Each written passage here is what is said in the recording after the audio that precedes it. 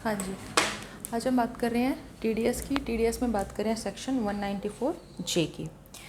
Section 194 जे जो है वो है जो भी आप प्रोफेशनल सर्विसेज के लिए फ़ीस देते हैं उसके लिए, और टेक्निकल सर्विसेज के लिए फ़ीस देते हैं, रॉयल्टी देते हैं, नॉन कम्पीट फ़ीस देते हैं, और जो सिटिंग फ़ीस देते हैं पार्ट टाइम डायरेक्टर को जो एम्प्लॉई नहीं है। जो फुल टाइम डायरेक्टर होता है वो कंपनी का एम्प्लॉई होता है, लेकिन जो fees remuneration part time director को देते हैं जो सेक्शन 192 में कवर नहीं है, जो फुल टाइम डायरेक्टर नहीं है, उसको जो भी सिटिंग फ़ीस दी जाती है वो सब इस सेक्शन 194 जे में कवर है।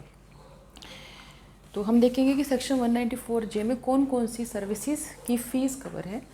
तो इसमें सबसे पहले प्रोफेशनल सर्विसेज जितनी होती हैं, सीए, डॉक्टर, राइट, आर्किटेक्चर, इन सब की जितने की भी सर्विसेज होती हैं। इवन प्रोफेशनल सर्विसेज में जो स्पोर्ट्स एक्टिविटीज़ होती हैं उनको भी, जो उनके प्रोफेशनल होते हैं उनको भी इंक्लूड किया जाता है। प्रोफेशनल सर्विसेज में जो स्पोर्ट एक्टिविटी हैं उसमें स्पोर्ट्स पर्सन जो होते हैं वो इंक्लूड होते हैं। मतलब उनको अगर स्पोर्ट पर्सनस को पेमेंट की जाती है तो टीडीएस करता है सेक्शन 194 जे में। एम्पायर हैं, रेफरी हैं, कोच हैं, ट्रेनर हैं, उस टीम के जो फिजिशियन हैं, फिजियोथेरेपिस्ट हैं, जो एंकर होते हैं, जो टीम मैनेजर होते हैं और जो इवेंट को मैनेज करते हैं, जो कमेंटर हैं, और जो स्पोर्ट्स कॉलमनिस्ट होते हैं, जो जर्नलिस्ट होते हैं, जो स्पोर्ट्स के बारे में लिखते हैं। तो ये सब प्रोफेशनल सर्विसेज में जो ये स्पोर्ट्स एक्टिविटीज़ हैं ये इंक्लूड रहती हैं, राइट। फिर होता है टेक्निकल सर्विसेज। जितनी भी टेक्निकल सर्विसेज ली जाती हैं वो भी प्रोफेशनल सेक्शन 194 जे में कवर है। जो भी रॉयल्टी दी जाती है वो भी सेक्शन 194 जे में कवर है। नॉन कम्पीट फ़ीस होती है, जैसे कोई पर्सन कहीं पे किसी एरिया में बिजनेस कर रहा है, वो चाहता है कोई और पर्सन भी वहाँ आके उसको कम्पीट करना चाहता है, मतलब कोई और पर्सन आके वहाँ पे सेम बिज़नेस कर रहा है या फिर सेम एरिया में वो सेम बिज़नेस कर रहा है, तो वो उसके साथ एग्रीमेंट करता है, नॉन कम्पीट एग्रीमेंट, जिसके एवज में वो उसको कुछ पेमेंट करता है कि आप यहाँ बिज़नेस ना करें या आप इस एरिया में सेम बिज़नेस ना करें, तो उसको बोलते हैं नॉन कम्पीट फ़ीस। अगर इस तरीके से कोई पेमेंट की जाती है तो उसको नॉन कम्पीट फ़ीस कहते हैं, और वो सेक्शन 194 जे में उस पर सेक्शन 194 जे लग जाता है। डायरेक्टर को जो भी सिटिंग फ़ीस देते हैं वो भी सेक्शन 194 जे में कवर है, लेकिन सिटिंग फ़ीस जो है वो पार्ट टाइम डायरेक्टर को जो दी जाती है वो है, फुल टाइम डायरेक्टर यहाँ पे कवर नहीं होते। उसके बाद है इस पर रेट कितनी लगती है। सेक्शन 194 जे में टीडीएस की रेट 10% और 2% है। नॉर्मली जो है इस पर 10% की रेट लगती है, लेकिन अगर वो केस है टेक्निकल सर्विसेज की फ़ीस किसी को दे रहे हैं, आपने कोई टेक्निकल सर्विसेज ली हैं, उसके एवज में किसी को फ़ीस देंगे तो उस पर 10% की जगह 2% टीडीएस काटा जाएगा सेक्शन 194 जे में। अगर कोई ऐसा है इससे किसी से कॉल सेंटर बीपीओ की सर्विसेज ली हैं तो उसके लिए भी सेक्शन 194 जे में कवर है, लेकिन टीडीएस की रेट 2% रहेगी। अगर कोई रॉयल्टी की अमाउंट पे की जा रही है, जो सिनेमाटोग्राफी की जो फिल्म होती हैं उनके डिस्ट्रीब्यूशन के लिए, एग्जीबिशंस के लिए जो भी आप कंसिडरेशन पे करेंगे उसको बोला जाएगा रॉयल्टी। और उस पर वैसे तो रॉयल्टी पे 10% का रेट टीडीएस करता है, लेकिन सिर्फ इसी स्पेसिफिक केस में 2% की रेट लगती है। बाकी सब केसेस में रॉयल्टी पे 10% की रेट है। बीपीओ कॉल सेंटर 3 ऐसे स्पेसिफिक केस हैं जिस पे 2% की रेट है, बाकी सब पे 10% की रेट से टीडीएस काटा जाएगा। अब बात करते हैं कितनी अमाउंट पे कैसे टीडीएस कटेगा। अगर ड्यूरिंग द फाइनेंशियल ईयर, अगर उसको पूरे साल में किसी भी एक सर्विस के लिए, राइट, जैसे अगर हमने उससे टेक्निकल सर्विसेज ली हैं, सिर्फ टेक्निकल सर्विसेज, अगर इसकी अमाउंट पूरे साल में 30,000 से ज़्यादा की अमाउंट दी जाती है तो उस केस में सेक्शन 194 जे लगेगा। अगर प्रोफेशनल सर्विसेज ली हैं सेक्शन 194 जे में तो टीडीएस कटेगा, तभी कटेगा अगर अमाउंट 30,000 से ज़्यादा है। मतलब अगर हमने उसको सारी सर्विसेज ली हैं, ये 5,000 की, ये 5,000 की, ये 10,000 की, और ये 5,000 की, और ये 10,000 की, तो 35,000 टोटल हुआ, तो इस 35,000 पर टीडीएस नहीं कटेगा पर सर्विस। ये अगर प्रोफेशनल सर्विसेज ली हैं तो प्रोफेशनल सर्विसेज की जिस पर्सन को पेमेंट, अगर एक पर्सन सभी सर्विसेज ले रहे हो तब भी अगर वो 30,000 से ज़्यादा टीडीएस नहीं कटेगा। पर सर्विस पर पर्सन 30,000 से ज़्यादा है ड्यूरिंग द फाइनेंशियल ईयर तभी टीडीएस कटेगा। अगर एग्जैक्ट 30,000 की अमाउंट है तो भी टीडीएस नहीं कटेगा। 30,000 से कम है ड्यूरिंग द फाइनेंशियल ईयर तब भी TDS नहीं कटेगा, अगर 30,000 से ज़्यादा है तभी TDS कटेगा। ठीक है, तो ये है पूरा सेक्शन 194J। अब ये है कि जो हम यहाँ पे बात कर रहे हैं, ये अब देखेंगे कि डिडक्टर कौन होगा, कौन काट सकता है, और डिडक्टी कौन होगा। तो डिडक्टी तो यही होंगे जो सर्विसेज दे रहे हैं, ये डिडक्टी होंगे। दूसरा ये हो जाता है कि ये डिडक्टी यही पर्सन होंगे। साथ में दूसरी कंडीशन है कि रेजिडेंट होने चाहिए सभी इंडिया में। अगर ये रेजिडेंट हैं और ये सब कोई भी सर्विसेज दे रहे हैं तो इन पे TDS कटेगा सेक्शन 194J। ये हम बात कर रहे हैं डिडक्टी की, ये बात हो रही है डिडक्टी की, राइट। अब बात करते हैं डिडक्टर कौन होगा। डिडक्टर वो पर्सन होगा, कोई भी पर्सन, एनी पर्सन जो होगा वो डिडक्टर होगा।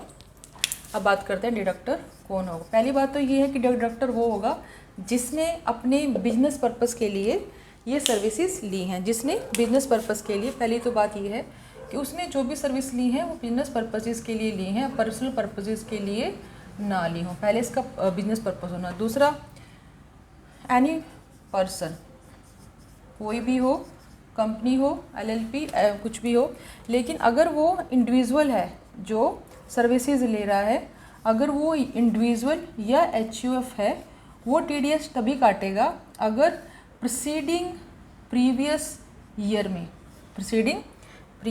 में अगर वो बिजनेसमैन है, अगर वो बिजनेस कर रहा है तो बिजनेस की जो टर्नओवर है, ठीक है, वो 1 करोड़ से ज़्यादा हो। अगर एग्जैक्ट 1 करोड़ है तो वो TDS नहीं काटेगा। अगर वो किसी प्रोफेशन में है, अगर जो इनसे सर्विसेज ले रहा है उसकी वो किसी प्रोफेशन में हो और उसकी रिसिप्ट अगर 50 लाख से ज़्यादा है तभी वो TDS काटेगा। मतलब ये जो कंडीशन है इंडिविजुअल HUF पे है कि अगर उसका टर्नओवर 1 करोड़ से ज़्यादा है और अगर प्रोफेशन में है ग्रोस रिसिप्ट 50 लाख से ज़्यादा है, किसकी, इंडिविजुअल HUF की। बाकी अगर कोई और कंपनी है या कोई भी है वो TDS काट सकती है, उन पे ऐसी कोई लिमिट नहीं है। ये सिर्फ इंडिविजुअल HUF के लिए, बाकी कोई पर्सन TDS काट सकता है, बस बशर्ते कि उन्होंने जो सर्विसेज ली हैं ये बिजनेस पर्पस के लिए ली हों। दूसरा आता है कि जैसे जो TPA हैं, थर्ड पार्टीज अथॉरिटीज़ होती हैं, जो जैसे मेडिकल इंश्योरेंस होते हैं, तो थर्ड पार्टी क्या करती है, वो हॉस्पिटल को पेमेंट करती है। मेडिक्लेम जो होते हैं, जो इंश्योरेंस कंपनी होते हैं, उनके रिगार्डिंग जो पेमेंट की जाती है उनको, जैसे जो TPA जो है थर्ड पार्टी अथॉरिटी, जब ये हॉस्पिटल को पेमेंट करते हैं किसके रिगार्डिंग, जो मेडिक्लेम है उनके लिए, जो इंश्योरेंस कंपनी के रेफरेंस से इनके पास आते हैं, तो जो ये पेमेंट करते हैं TPA वाले हॉस्पिटल को, यहाँ पे सेक्शन 194J लगेगा और यहाँ पे TDS कटेगा at the rate of 10%, right.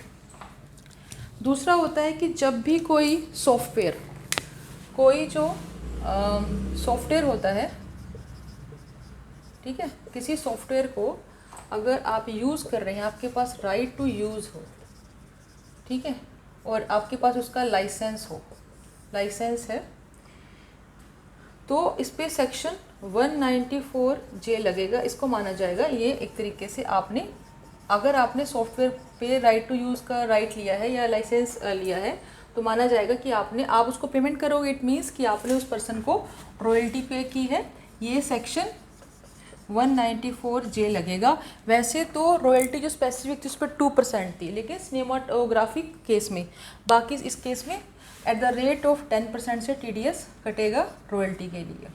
लेकिन अगर रॉयल्टी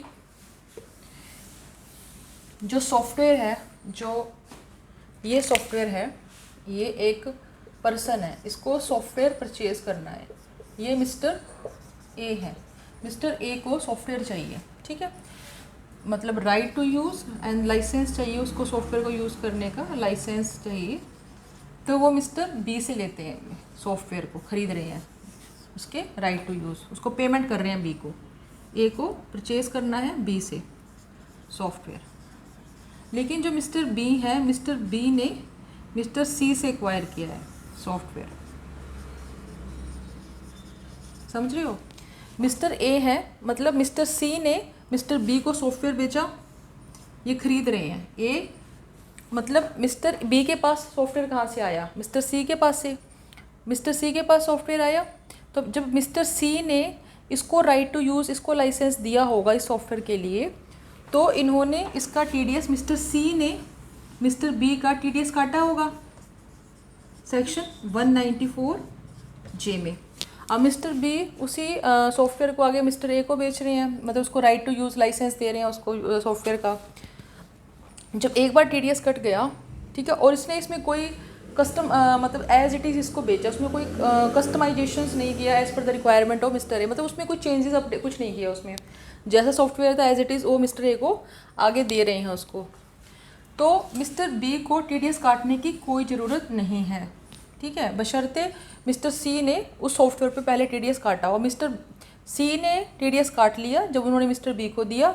अब मिस्टर बी जिस पे ऑलरेडी टीडीएस कट गया है सेम सॉफ्टवेयर, उसमें कोई उसने कस्टमाइजेशन नहीं किया, मिस्टर ए को दे रहे हैं, तो वो मिस्टर बी टीडीएस नहीं काटेंगे, लेकिन मिस्टर ए को ये क्या देंगे, अपना पैन देंगे, पैन नंबर और अपना डिक्लेरेशन देंगे कि इस सॉफ्टवेयर पे ऑलरेडी टीडीएस कट गया है अंडर सेक्शन 194 जे या फिर सेक्शन 195 में, ठीक है। ये है इसका मेन सॉफ्टवेयर का, ये रॉयल्टी में आता है, ठीक है। तो ये है इसका मेन रॉयल्टी का, और इस पर 10% टीडीएस कटेगा। जो 2% के 2% उन पे लगेगी जो स्पेसिफाई केसेस हैं, उन्हीं पर 2% लगेगी, जैसे कि बीपीओ, जैसे वो टेक्निकल सर्विसेज और वो सिनेमाटोग्राफिक फिल्म का डिस्ट्रीब्यूशन, सेल और एग्जीबिशन, बाकी सब पे 10% की रेट लगेगी। फिर आता है डायरेक्टर। जो डायरेक्टर्स होते हैं, जो डायरेक्टर्स हैं, उनको जब सीटिंग फीस दी जाती है, जब उनको सीटिंग फीस दी जाती है, वैसे तो बोला गया है सेक्शन 194 जे में टीडीएस तभी कटेगा अगर ड्यूरिंग द फाइनेंशियल ईयर जो अमाउंट पे की जा रही है अगर वो 30,000 से ज़्यादा है पर सर्विस पर पर्सन। लेकिन अगर सीटिंग फीस कितनी भी दी जाए इरिस्पेक्टिव ऑफ द अमाउंट, मतलब ये अगर चाहे 4,000 दो चाहे 10,000 दो, जो भी दो, इस पे आप सेक्शन 194 जे में टीडीएस काटोगे। ये वो डायरेक्टर हैं जो कंपनी में एम्प्लॉय नहीं है, क्योंकि एम्प्लॉय को जो भी रेम्युनरेशन कमीशन पे किया जाता है वो सेक्शन 192 में सैलरी का जो टीडीएस कटता है वहाँ चला जाता है। ये वो डायरेक्टर हैं जो कंपनी के एम्प्लॉय नहीं हैं, ये फुल टाइम डायरेक्टर नहीं होते, ये पार्ट टाइम डायरेक्टर होते हैं। तो ये जो पार्ट टाइम डायरेक्टर हैं वो सेक्शन 194 जे में कवर है, उनको कोई भी सीटिंग फीस अगर दी जाएगी कितना भी अमाउंट का, उस पर टीडीएस कटेगा और वो 10% के हिसाब से टीडीएस कटेगा सेक्शन 194 जे में, राइट। तो ये सब हो गया आपका, बस यही इसमें मेन था जो सेक्शन 194 जे में। एक बस को मैं बता दूं, डिडक्टर कोई भी पर्सन हो सकता है जो टीडीएस काटेगा, लेकिन अगर वो डिडक्टर जो सर्विसेज ले रहा है, ये प्रोफेशनल जो भी सर्विसेज हैं जो पेमेंट कर रहा है, मतलब जो डिडक्टर है, अगर वो इंडिविजुअल एचयूएफ है वो टीडीएस तभी काटेगा अगर प्रीसीडिंग प्रीवियस ईयर में, जिस प्रीवियस ईयर में आप खड़े हो उससे पिछले साल उसकी टर्नओवर 1 करोड़ से ज़्यादा, अगर वो प्रोफेशन में है तो 50 लाख से ज़्यादा हुई हो, वही टीडीएस काट सकता है। दूसरा, बिजनेस पर्पज़ के लिए उन्होंने ये सर्विस ली हो, डिडक्टी रेजिडेंट होना चाहिए, ठीक है, और रेट 10% 2% है, वैसे 10% लगेगी, 2% स्पेसिफाइड रेट है जो टेक्निकल सर्विसेज अगर के लिए फ़ीस पे कर रही है उस केस में, ठीक है। और दूसरा है अगर आप कॉल सेंटर या बीपीओ को पेमेंट कर रहे हैं, उनकी सर्विसेज ले रहे हैं, उस केस में। तीसरा है कि अगर रॉयल्टी पे वैसे 10% है, लेकिन अगर वो सिनेमाटोग्राफिक फ़िल्म के लिए आप उसके एग्जीबिशन सेल उसके डिस्ट्रीब्यूशन के लिए पेमेंट की जा रही है, वो रॉयल्टी माना जाएगा, उस पर 2% लगेगा, बाकी सब पे 10%। जो प्रोफेशनल सर्विसेज हैं इसमें डॉक्टर, इंजीनियर सब आते हैं, लेकिन इसमें जो स्पोर्ट्स एक्टिविटीज़ जो हैं वो भी इंक्लूड हैं।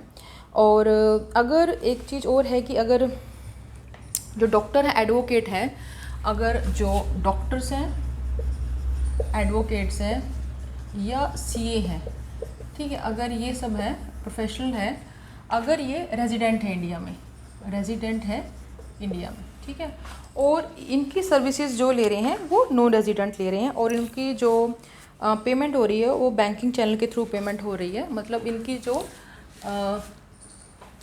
सर्विसेज ये सर्विस प्रोवाइडर हो गए, जो सर्विस लेने वाले सर्विस रिसिपिएंट हैं मतलब जो डिडक्टर कह सकते हो, डिडक्टर, ये डिडक्टी, ठीक है, ये पेई भी बोल सकते हो इनको, डिडक्टी को।